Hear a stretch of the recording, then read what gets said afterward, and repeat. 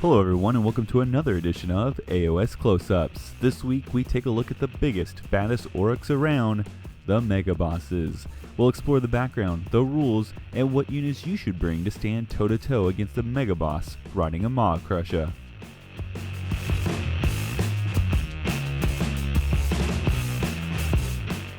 So, what does it take to be an Ironjawz leader? Be the toughest. If you're the toughest Orc, you're the boss, and all Orcs want is to have one of those bosses who loves knocking some heads and finding good old fights. These Orcs will get together all the time, first under mobs, then under bigger groups called fists, and eventually under massive hordes called brawls. Now these brawls follow monstrous and cunning Orc warlords. These brutal beasts wield massive axes and are encased in armor. These Orc warriors are known as the Megabosses. They are vicious fighters and nearly unmatched in one-on-one combat due to their massive strength and size. Now, there are many Orc theories on how Megabosses get so huge.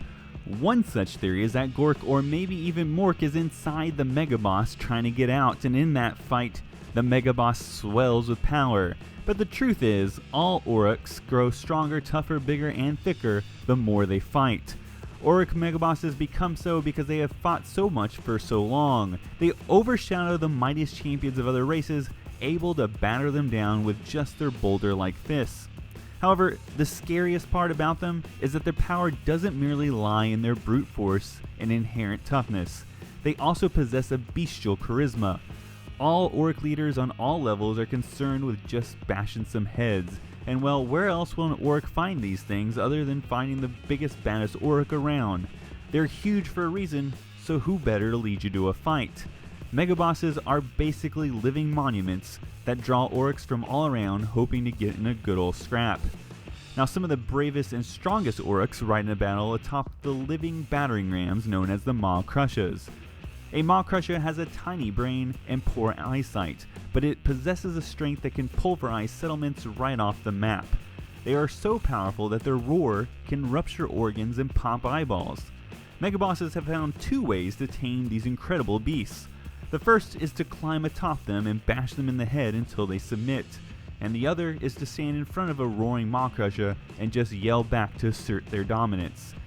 Needless to say, many Megabosses don't win this intimidation contest.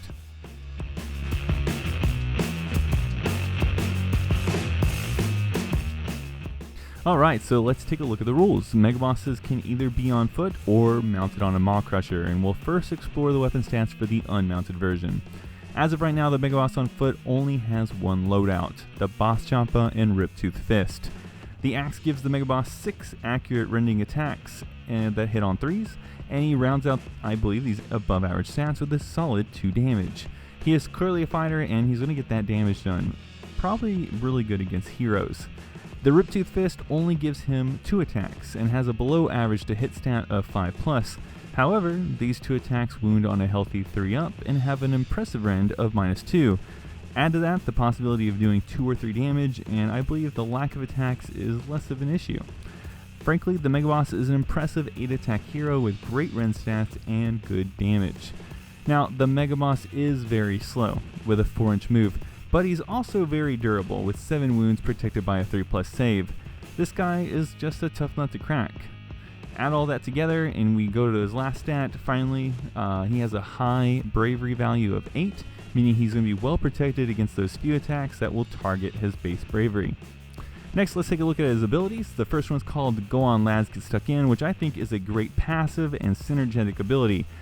All friendly brutes units within 5 inches of him are allowed to reroll 1s to hits. Brutes already hit on 3s with most of their weapons, so rerolling all your 1s is pretty sweet. When I first read the ability, I thought, well, if I give the brutes 2 Champas, then they probably get to do that anyways, like most other units. But in fact, they don't. So this will actually be a fairly effective ability. They, however, keep in mind, do get rerolls to hit against units with 4 or more wounds. So in this kind of situation, I guess, this ability will be negligible. The second ability is called Strength from Victory. If the Megaboss attacks and kills a hero with those attacks, he will add 1 to his wounds and 1 to his attack with his Boss Champa. Now, of course, this isn't healing, but still pretty good. It's going to make him tougher. It also incentivizes you not to shy away from sending him into those challenges, which you really are, I think, fluff-wise are encouraged to do, and now they have a rule that encourages you to do it also. In the end, I think this is fun and a rewarding ability. Finally, we have his WOG command ability. I don't know how you say it. That's my best shot. It basically breaks down to this. The more units you have around the Megaboss, the greater the chance he can give all those units extra attacks. You roll a dice, and if you get a total that equals or is less than the number of units in range, everybody gets extra attacks. They have to be Ironjawz units, however. I think the best outcome, it clearly states here in the rules, is if you have 6 units within 10 inches of him, and then you roll a 6 or more, all of those Ironjawz in range will get an extra 2 attacks. So overall, he's a very killy character for a foot one, and he brings a lot of simple synergy to the table. But if you like your level of killiness a bit over the top, then look no further than the Megaboss on Maw Krusha.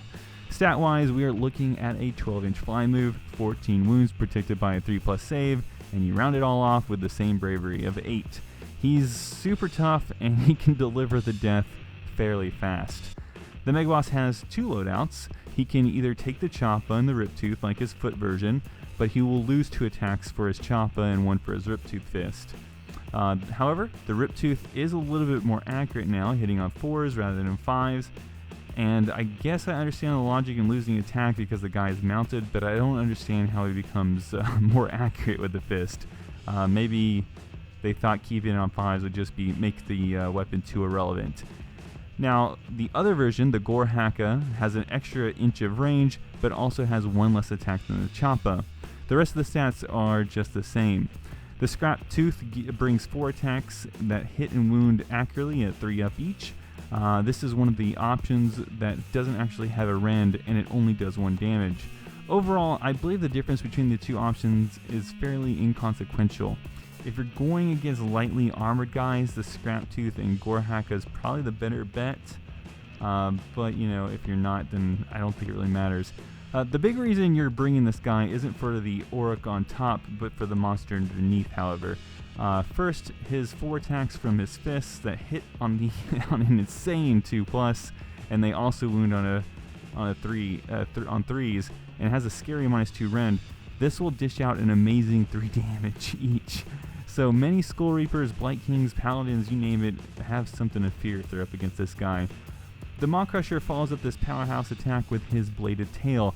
These are essentially chip-in attacks. They're D3 rending attacks that deal 1 damage. It hits 50-50, wounds on the always consistent 3 up.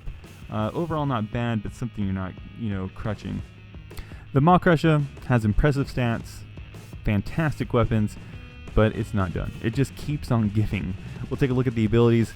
Destructive Bulk gives a player a number of dice depending on whether or not he's taking all the wounds. He starts out at 8, ends up at 4, but anytime he charges, you roll the corresponding amount of dice on the chart, and for each 4 or more, a unit within 1 inch will take that many mortal wounds. His On the Rampage ability follows up on this and says if he kills all the enemy's models within 3 inches of him with this Destructive Bulk ability, that he can then immediately charge again. So this little ability will make sure you don't have the Krusha kill all the models in range before he actually starts attacking with his other weapons, which would definitely be out of range if you kill everything within 3 inches. So the Maw Krusha is pretty much a reliable motherload of violence. He rounds this all out with the Strength and Victory ability, just like the one on the unmounted version does. This will give the extra wound to the model and will add an attack to the Megaboss weapon that kills him. It's the Megaboss weapon, not the Maw Krusha, that we have to remember. Finally, his command ability is just like the one on foot, but since he's higher up, it extends a little bit more at 15 inches rather than 10. Overall, he's a very, very, very scary guy. So let's take a look at a couple of units from certain factions that you might want to bring along if you think you're going to be facing a Maw Krusha.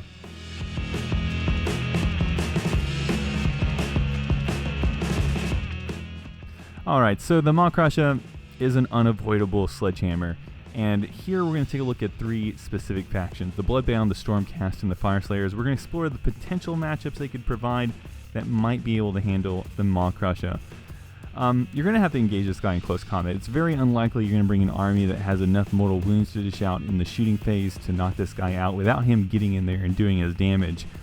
And so first we'll talk about the Bloodbound. And if you want to run a pure Bloodbound army, first you have to discover that the Bloodbound army is all about tons of attacks, but it doesn't really have any super heavy hitters that are inflicting mortal wounds or having like heavy rend attacks. So if you really want a big guy to handle the Maw Krusha, you're going to have to go to Forge World and buy that Skarak the Bloodborne. He's really a great matchup against the Maw Krusha with those brutal blades, but that's the level you have to get at to be able to handle this guy. If you're going to go the pure Bloodbound army route and not want to spend money on a Forge World model, then I can only say you need to bring some Skull Reapers or some Wrathmongers, the most offensive units you can bring. You're going to lose those battles, but at that sacrifice is going to add up, and eventually I believe you're going to take them out. You're going to take the Maw Krusha out, but it's going to require a lot of sacrifice for you, so you're going to have to just play it by ear depending on the mission if it's worth it or not. I think your best bet away from a pure blood army is you're going to have to ally in the Wrath of Khorne Bloodthirster or some other Bloodthirster, but I think that's really the best. At the very least, it's going to keep the Maw Krusha honest. At the best, it'll take him out. I think the Maw Krusha has the edge against the Khorne Bloodthirster there, but it is at least a good matchup. Now moving on to the Stormcast faction, we can look at the Retributors and Protectors with the option to take 2 Star Soul Maces. I think they can definitely get in there and do a number on them before they get wiped out again, but the problem with these guys is that they're just too slow. So in theory, they're great against the Maw Krusha, but are they actually getting those combats? The Krusha can avoid them or engage them at his own leisure when he thinks he has the major advantage against them. So you need to look at some of the other options. Are you going to try to coax them into attacking a different unit and then countering with these Paladin units? It sounds like a good idea, but then you have to consider you're sacrificing quite a number of units just to hopefully pin this guy down. So something to consider. I think if you want to go the easier route, you're definitely going to need to lean on some Dracothian Guard Fulminators or Concussors. Their ability to unleash ranged mortal wounds is pretty nice. They are also very speedy, durable, and they have a lot of potential to do multi-wounds, and so I think this makes them a great match against the monster. I think they might even have a chance, especially with the mortal wounds in play, of actually coming out on top. So overall, I think the Stormcast do have a lot of options. They also, of course, have their little Star Drake. That's always a good option too, but you have a lot more flexibility than, say, the Bloodbound do. Now, finally, we're going to take a look at the Fire Slayers, a totally different tier of army here. They're at a considerable disadvantage with no real easy answers for a Maw Krusha. The best unit would probably be a large unit of Hearthguard Berserkers armed with those Flame Strike pull axes. If you keep a hero near them, they'll definitely be a nuisance to get through. However, these Berserkers suffer from the same weakness that the Paladins do. They're just too slow for the Maw Krusha. They're not going to engage him on their own terms, and so there's no chance that you're going to be able to pull this off and keep him pinned down. You would also, I'm sure that your next thoughts will, what if I bring their big monster, the Magma Droth? Well, you would think, but he's actually really outmatched. He's not really geared towards killing other people's monsters. I think he's geared towards killing medium and large units. And then finally, something to keep in mind as a Fire Slayer though, that Auric player will probably keep plenty of his Auric units within 10 inches of the Megaboss on Maw Krusha to take advantage of his synergies. So this situation actually benefits your Grim Wrath Berserkers and their Unstoppable Berserker ability. So if you ever see a chance to take advantage of that Unstoppable ability, he might be able to go in there and last for a long time. In the end, you need to pack in the wounds at range, as many as you can, and or bring your own big boy to hold this guy up. He's just that level of awesome that you can't really expect to be able to handle him pretty easily without one of those two options. However, the Maw Krusha is brutal, and even some of your baddest monsters probably can only hope to maim him enough to make him less effective further in the game. He's just one of the top fighting monsters there are right now. So just make sure that if you do have a unit that is a good matchup for the Maw Krusha, that you get the charge on it, because this guy is going to wreck you, and it increases the chance that he's going to wreck you even further and faster. if he gets the charge on you. So a couple things to keep in mind in the end. He doesn't have a range attack, he doesn't have any ability to do mortal wounds from afar, and he has no protection against mortal wounds. So if he's not rushing into combat, don't try to rush him into combat. Get hunkered down on an objective, wait the game out a little bit longer with your sturdier units, and try to win that game by the mission. And that will conclude this episode of AoS Close-Ups. Please like and subscribe, feel free to comment below about what unit you'd like to see next, and thank you for watching.